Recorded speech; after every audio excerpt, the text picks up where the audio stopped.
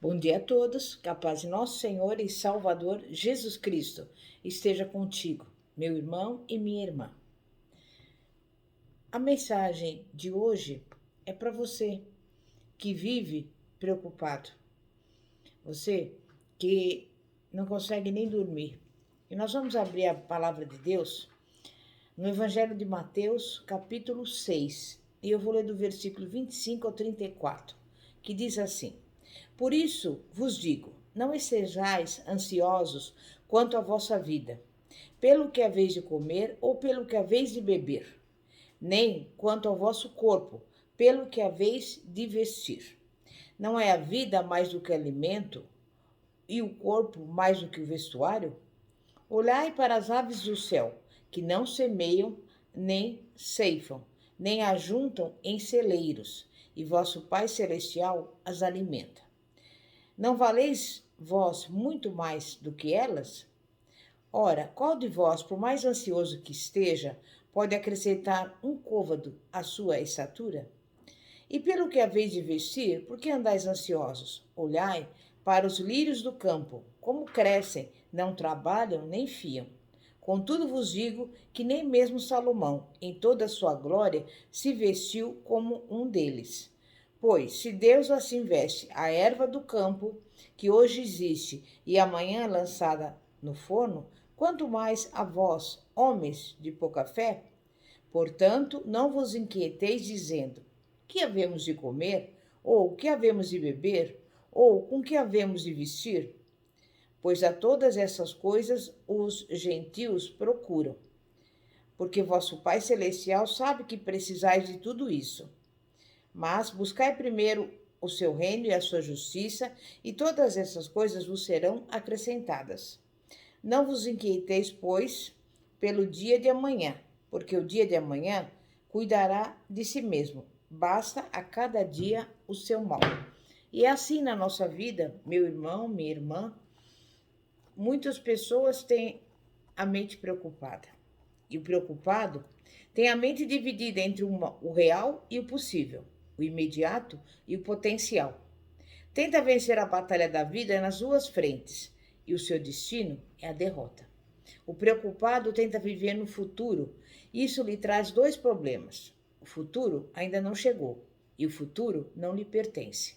Não se pode fazer nada, e toda preocupação, grande ou pequena, não passa de uma gota d'água no oceano. O futuro é desconhecido, incontrolável e, portanto, irrelevante no que diz respeito à nossa paz de espírito. Quando Jesus pregou o maior sermão da história, encontrado em Mateus capítulo 5, 7, foi muito claro sobre a ansiedade. Se você quer os ensinamentos de Jesus sobre a ansiedade, podemos resumi-los em três palavras: não se preocupem. Antes de falar sobre a preocupação, é importante desfazer dois equívocos. Não se preocupe não significa não planeje.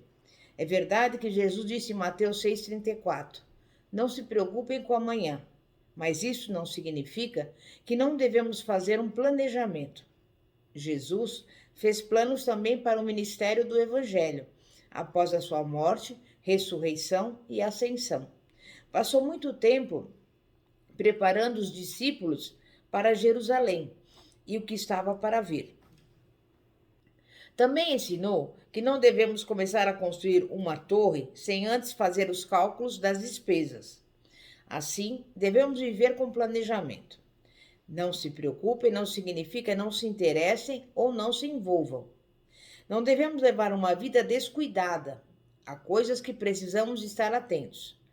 O cuidado realista e a ansiedade incontrolável são assuntos diferentes. E onde está a diferença? Em resumo, o cuidado focaliza o presente e a ansiedade está ligada ao futuro. O presente está diante de nós e podemos agir concretamente. O futuro está fora do nosso alcance. A preocupação é incongruente. Jesus pergunta: quem lhes deu o corpo que tem?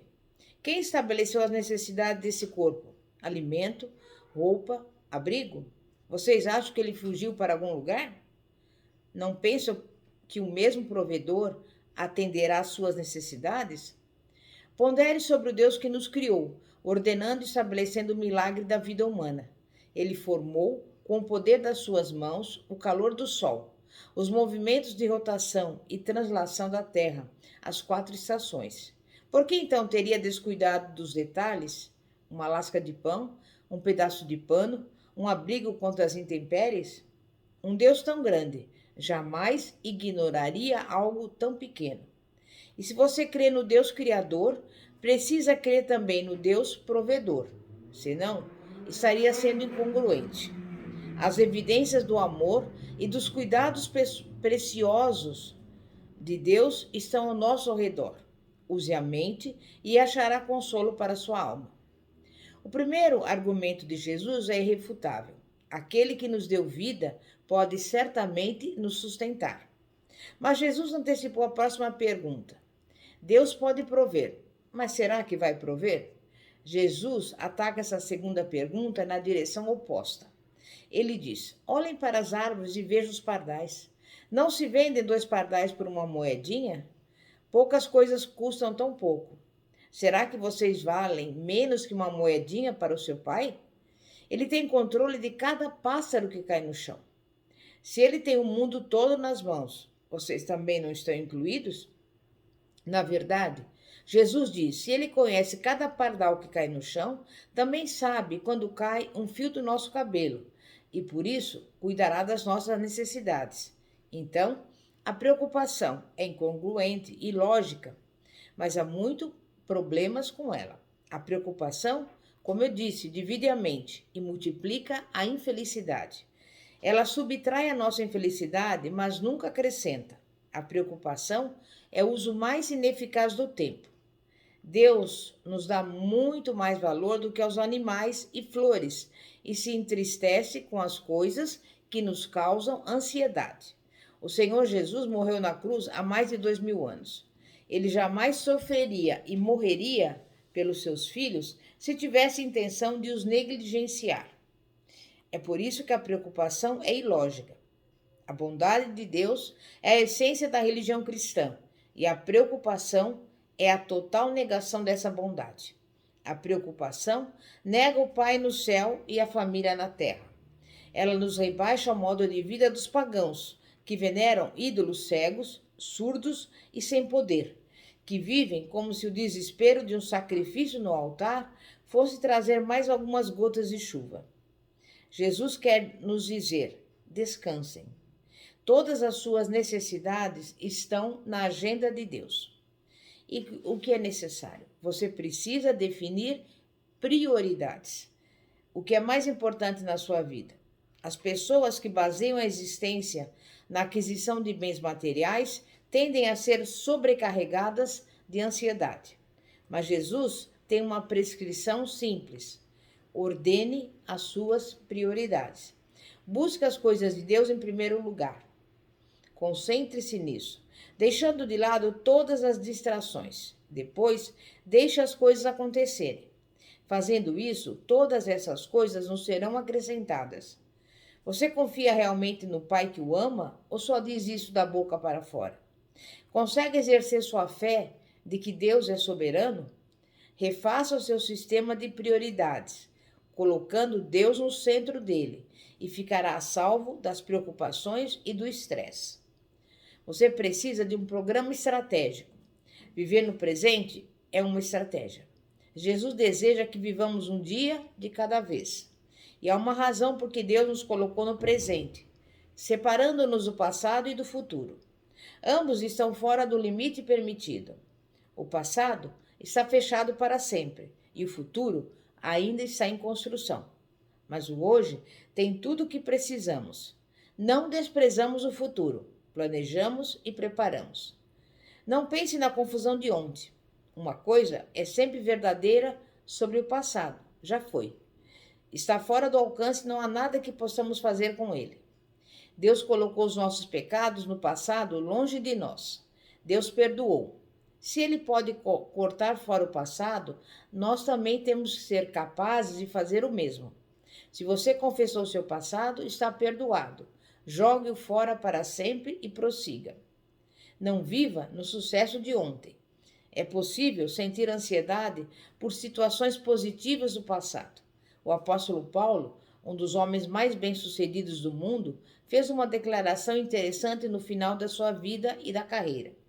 Disse que ainda não havia atingido seu grande objetivo, mas que mantinha a atenção voltada para uma coisa: esquecer o que havia ficado para trás e avançar para o que havia de maravilhoso à sua frente, o chamado de Cristo. E é isso que nós devemos fazer. Devemos viver do milagre que está diante de nós, hoje, neste momento, nesse segundo. Não reviva a aflição de ontem. Isso pode ser o mais difícil a fazer. Por exemplo, livrar-se da mágoa. O mais importante é continuar andando. Não olhe para trás, nem para a alegria, nem para a tristeza de ontem. Viva o hoje e faça de cada dia um belo presente para Deus, sem os estragos causados pelas marcas da preocupação. E quando a sua mente estiver propensa à ansiedade, lembre-se desses 4 versículos. Salmo 50, versículo 15. Invoca-me no dia da angústia, eu te livrarei e tu me glorificarás. Salmo 55, 22. Confia os seus cuidados ao Senhor e ele te susterá. Jamais permitirá que o justo seja abalado. 1 Pedro 5, 7. Lançando sobre ele toda a vossa ansiedade, porque ele tem cuidado de vós. E Filipenses 4, versículos 6 e 7.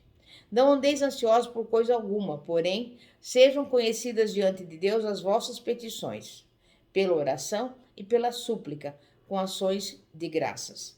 E a paz de Deus, que excede todo entendimento, guardará o vosso coração e a vossa mente em Cristo Jesus. Sabe quais são as 8 palavras de sabedoria para os preocupados? Não se preocupe com nada. Ore por tudo.